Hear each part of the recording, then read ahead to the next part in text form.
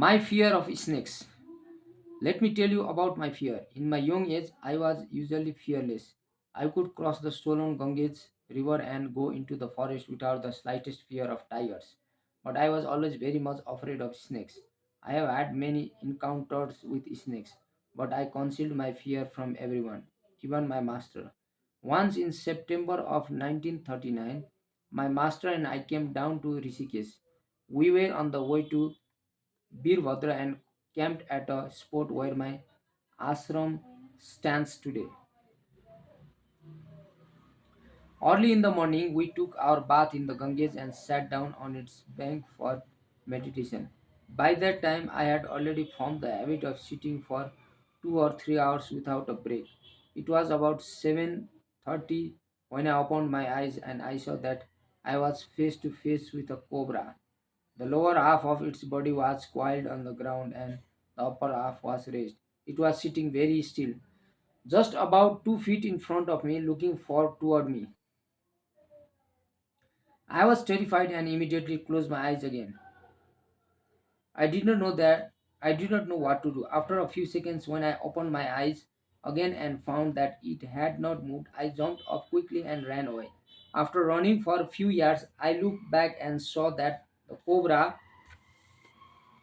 was just starting to crawl back toward the bushes. I went back to my master and explained what had happened. He smiled and told me that it is natural for any living creatures to be in a state of meditation near someone who is in deep meditation. Another time, after experiencing many kinds of training, I had another frightening experience with snakes. I had been asked to go to the South India, which is considered to be the home of Indian culture, and on one cold and rainy evening, I went to a temple to ask for shelter. At first, they said, "If you are a Swami, why do you need shelter?" But then a lady came from the temple and said, "Come with me, I'll give you shelter." The woman took me inside a small 6 foot square thatched hut and told me to stay there. Then she left. I had only a deer skin on which to sheet, a shawl, and a loincloth. There was no light in the hut, but I could see a little bit from the light which came through the entrance. After a few minutes, I saw a cobra crawling in front of me, and then another one at my side. Soon I was aware that there were several cobras in the room. I realized that I had come to a snake's temple. It was a very dangerous situation and I was afraid. The woman wanted to test whether I was a genuine Swami or not, and I was actually just learning to be a Swami. I was very much afraid, but I thought, if I run away at night, where could I go? And if I do leave, the woman will never give alms to Swamis in the future.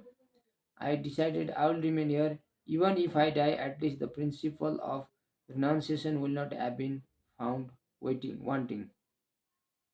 Then I thought that woman does not appear to be enlightened and yet she can come into this hut. So why can't I remain here without being harmed?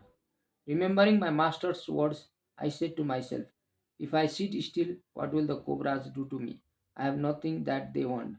I sat there the whole night watching, and the only thing I lost was my meditation.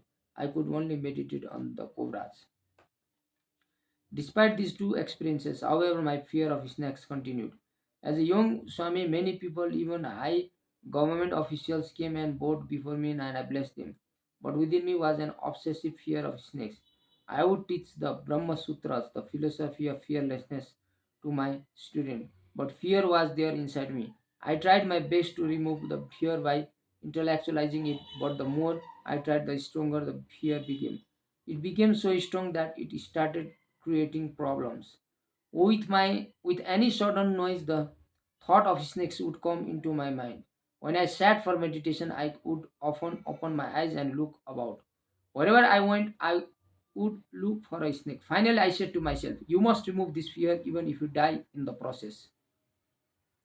It is not good for your growth. How can you lead people who love, respect, and depend on you? You have this fear and yet you are guiding people, you hypocrite."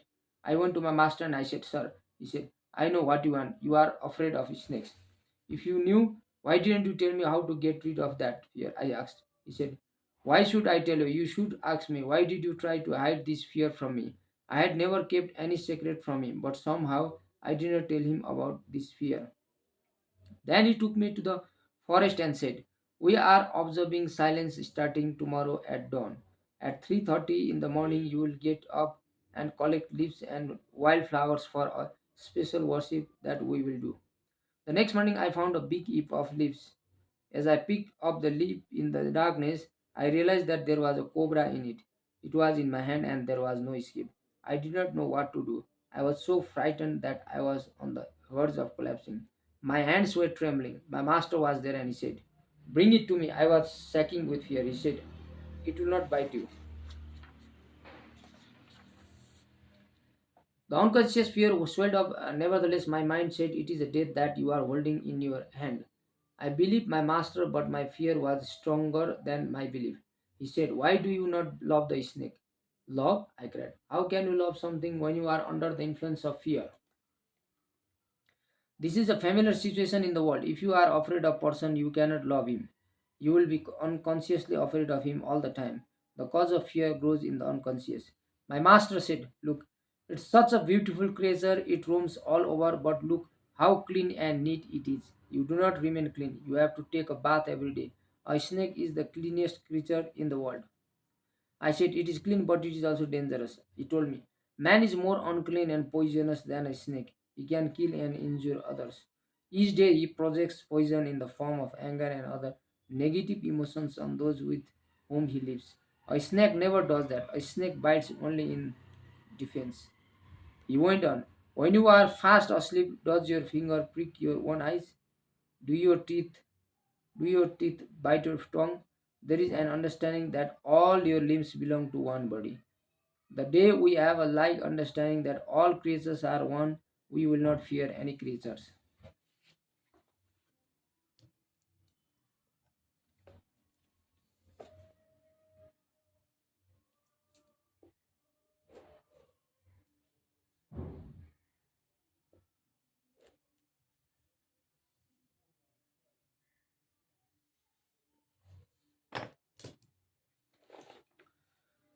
The day we have a like understanding that all creatures are one, we will not fear any creature. I continued to hold the snake as he talked, and gradually my fear subsided. I began to think, if I don't kill a snake, why should a snake kill me? Snakes does not bite anyone without reason. Why should they bite me? I am nobody in particular. My mind gradually began to function normally. Since that experience, I have not again been afraid of snakes. Animals are instinctively very sensitive and are receptive to both hatred and love. If one has no intention to harm animals, they become passive and friendly. Even wild animals would like to associate with human beings. In the valleys of the Himalayas, I observed this tendency in animals over several years. They come near the village at night and return to the forest early in the morning. They seem to want to be near human beings but are afraid of humans' violent nature. A human being with all his selfishness, attachments, and hatred loses touch with its essential nature and thus frightens the animals, who then attack in self defense. If a person learns to behave gently with animals, they will not attack him. I often remember the way Valmiki, Saint Francis, and Buddha loved animals and tried to follow their example. Fear gives birth to insecurity, which creates imbalance in the mind and the influences one's behavior. A phobia can control human life and finally lead one to insane asylum. If a fear is examined, it will usually be found to be based on imagination, but that imagination can create a kind of reality. It is true that fear creates danger, and human beings then must protect themselves from the self-created danger. All of our dreams materialize sooner or later. Thus, it is really fear that invites danger. Though we usually think that danger brings on the fear. Fear is the greatest sickness that arises from our imagination. I have seen that all fears and confusion need only to encounter some practical experience and then they can easily be overcome.